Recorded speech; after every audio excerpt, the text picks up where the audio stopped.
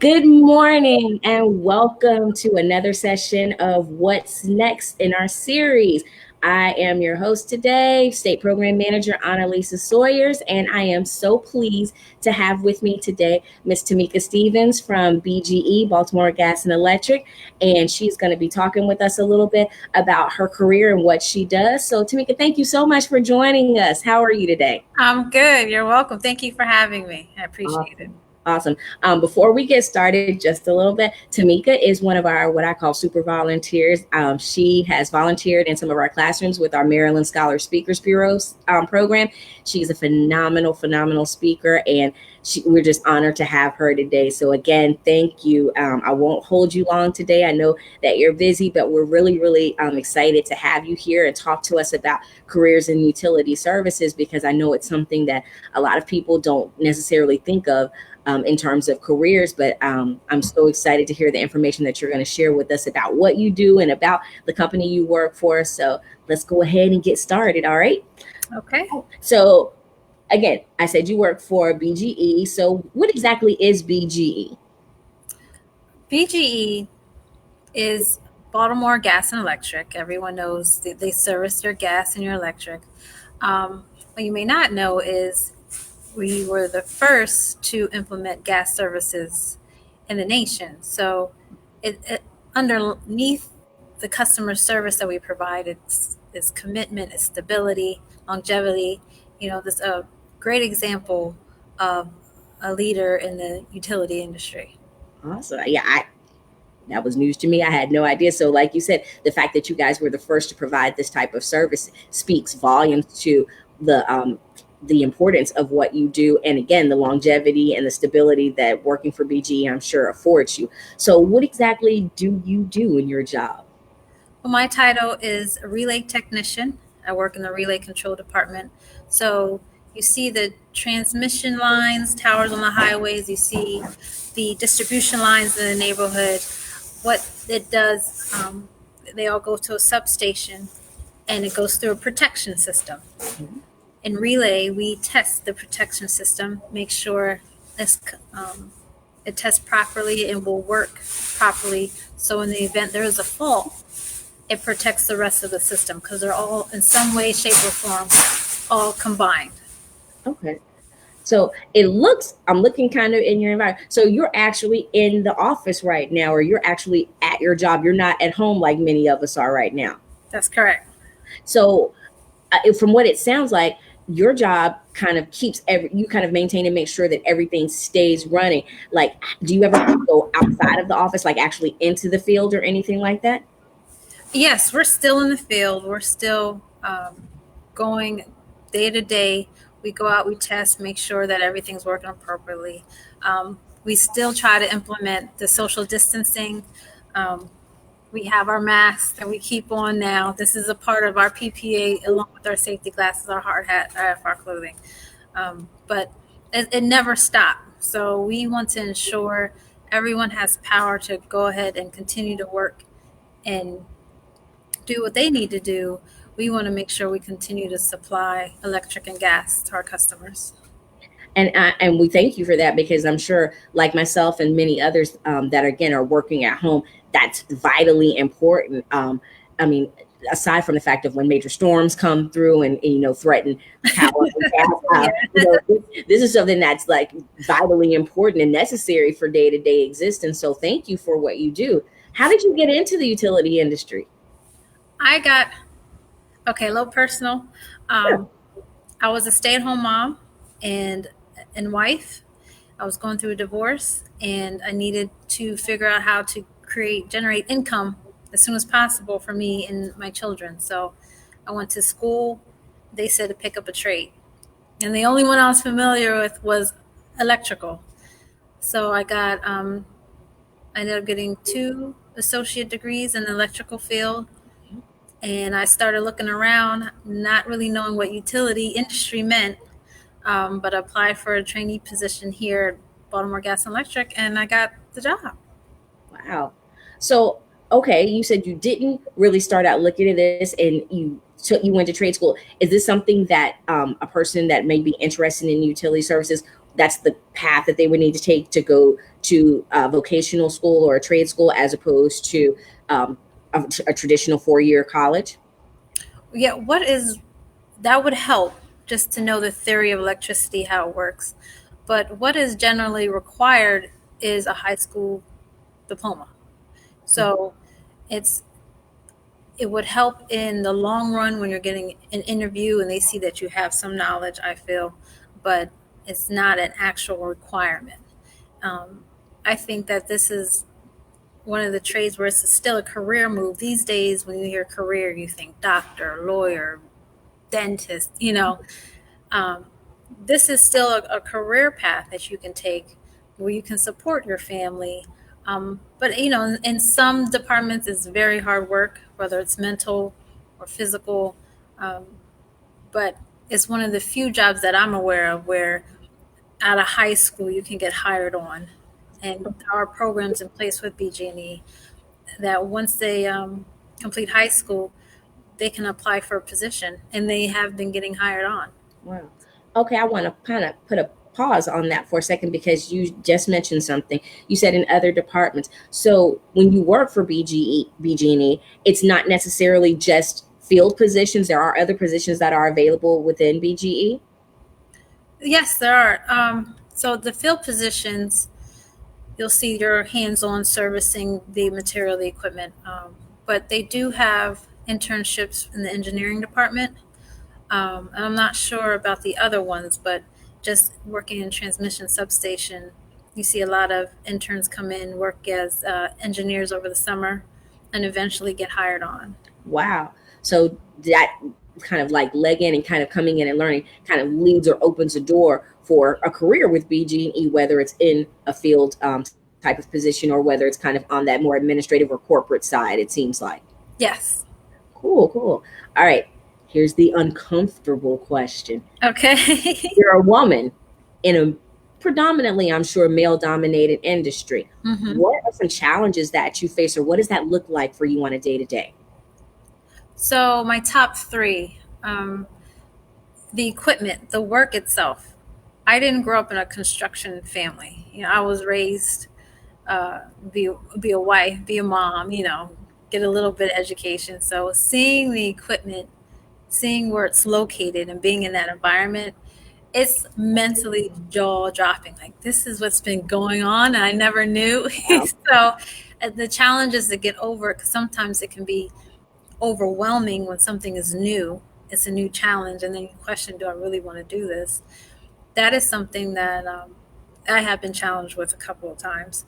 Also, being around all men, not necessarily a challenge, but it's a learning experience.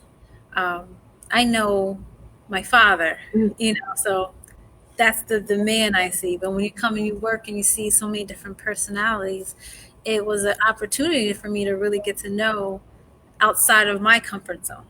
So I think the challenging aspect of that is working in a man's world, um, is having their thought of that. Like, this is a man's world. You don't necessarily should be here. It's not safe for a woman to Right. be in this environment. And I think that was probably one of the hardest things to overcome because I'm like, I'm right with you. Right. Right. You're right. Exactly. This is dangerous for everybody. But what stemmed from that discussion ended up helping the company improve with getting, ergo safer tools to use out in the field, ergonomically safe, how we use it, how we work. So that discussion sparked change for all of those in the field. So it was well worth it. Lastly, being the only female, there's no girl talk.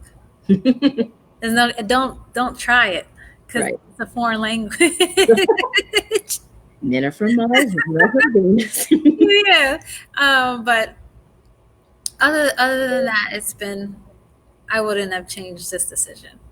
Right, that's awesome. That's awesome. And the reason why I asked that is I'm sure that there are other young girls that, kind of feel like this is something that I could do and this is something that I'd be interested in. But again, because it's a predominantly male dominated area, they may shy away from or feel like that there's no room for them or that there's no opportunity for them. So it's good to know that BG&E doesn't feel that way, and that there are opportunities for women in this industry, that they could, come in, like you said, in an internship capacity, and it could grow into a career opportunity for them.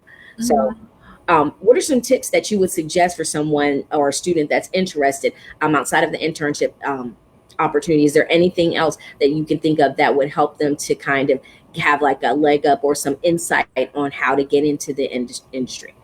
Um, Baltimore Gas and Electric, they require CAS testing, tech testing. Find that online. Find if there's a practice test and complete that. Because when I got hired in, um, I think there was probably a group of 30 of us, and I was the only one that passed. So Wow. you can make it through the initial interview, orientation, criminal background, driving background check. You can make it through all of that. But if you do not pass the CAS test, then you will not make it on board. So that's the only advice I would give to anybody interested in coming on to any type of utility field. You normally will have a tech or a CAS test. Now, I'm not familiar with a CAS test. What kind of testing does that? Is it more of like an aptitude testing, or can you tell us a little bit more about what it entails? It's more, there's one, it's a logical thinking and mechanical thinking. So, what it may look like a basic math, how many, one with 3 pulleys versus one with 10 pulleys, which would be easier to lift a 1-ton bell, or, if you pour water into this pitcher, which spout will come out of it first. So, it's normally, your reasoning on how to think. And it, like you said, it's an aptitude test, and I'm not sure how they grade it, but it's a pass or not pass. And as you kind of talked about some of the questions that would be on there, I would think that those are skills that would be highly important in an industry like yours, where you're dealing with live wires, I'm sure, or electricity, or things where you would have to think quickly on your feet, because it could be not just the difference between life or death in a live wire situation, but also whether, how long it takes before power is restored. I can think of, several instances where I'm from Houston, like I said, and we have hurricanes all the time. And when the power goes out, people tend to get a little antsy when they want their power back on. Yes. So, when you're in that industry, I'm sure the service calls come in, and you've probably got people breathing down your neck to make sure that if the service is down, it gets running back up quickly. And if it is still running, that we maintain that connection. I'm sure there's a bit of stress. Is it a stressful position? It can be. It can be because our goal as a company is to keep people in service, keep the power on, keep the gas running. So when there is a fault on the line out on the system, or a transformer failure, then it's all hands on deck. We have the discussion, what's the best way to engage this, and then go make moving forward, we go ahead to go begin making the repairs to keep people in service. And it can get very stressful because everyone has their part, and you want to do your best to make sure you give good quality service. Awesome. I've just got like one or two more questions for you, and then I'll Oh, let you go, because I want to make sure that we keep our power going and that we're okay. not distracted.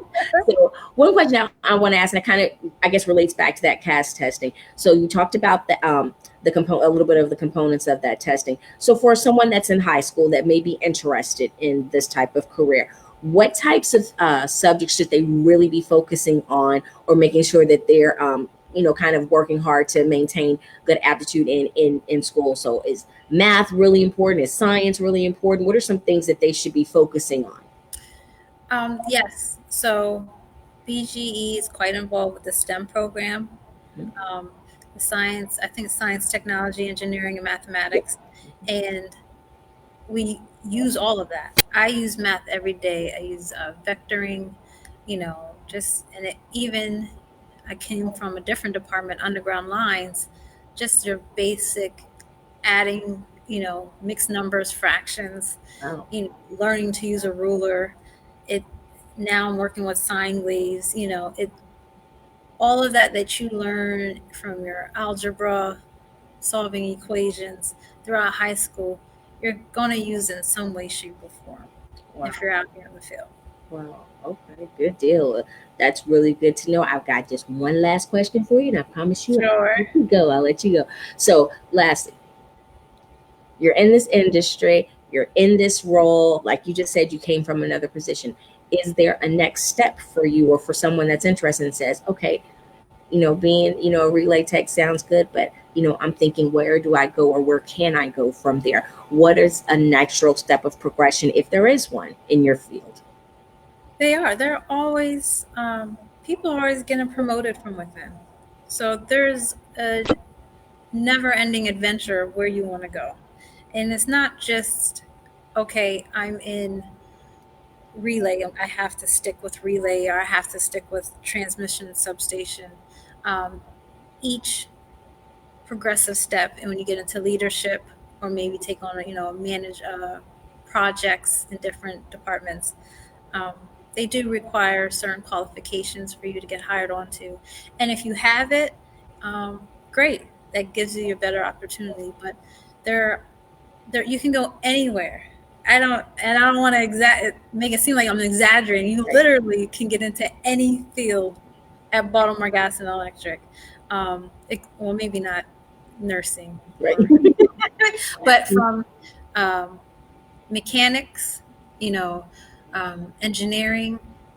They have, just learning the gas transmission line, electrical transmission line. Um, they have designers that design it as we build it or upgrade it. There's so many things that you can get into and and try out for. I want to say, um, but you're never. You can come here and never feel like this is the only job I qualify for. It doesn't work like that. Well, that's good to know. It sounds like BGE is a really good company to work for. You seem happy, and based off of the fact that they've been around for so long, the longevity, I'm sure, in terms of stability, makes a huge difference, especially for someone as yourself. In a situation where you said you were looking for that stability to be able to take care of your household, I'm sure that that's comforting, and knowing that you're in that industry. So awesome. Well, Tamika, I want to thank you so much for taking time out of your busy day. I know that you are working hard to keep things going for us, and we appreciate it. And we appreciate all that BGE is doing, not just to keep us all connected, but as well as with your help with students in the STEM industry. So, again, thank you so much. You're welcome. All right, that is our time for today, people. Thank you so much for joining us. Again, I want to remind you all to follow us on all of our social media platforms: Facebook, Twitter, Instagram. And if you have not, and you should have by now, make sure that you download our Way to Be app, which is available in the Apple Store and the Google Store. So, again, for MBRT and on behalf of Tamika, I am Annalisa Sawyers signing off. We thank you for joining us, and we'll see you next time on What's Next. Take care, everybody. Yeah. Bye.